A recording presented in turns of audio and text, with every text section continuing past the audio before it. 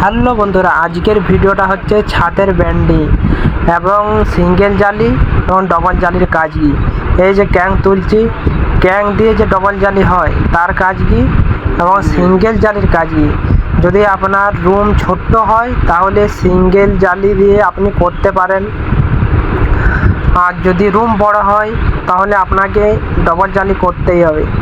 কারণ এই যে ক্যাং দিয়ে যে ডবল জালি হয়, এই জালিতে ডবল জালিতে লোড বেশি নেই, সিঙ্গেল জালিতে লোড কম নেই। কিন্তু যদি রুম বড় হয় তাহলে আপনি ডবল জালি করবেন। রুম যদি বড় হয় তাহলে 3 ভাগ করে মিডিলে থাকবে আপনার সিঙ্গেল জালি, 4 সাইডে থাকবে আপনার ক্যাং দেওয়া ডবল জালি।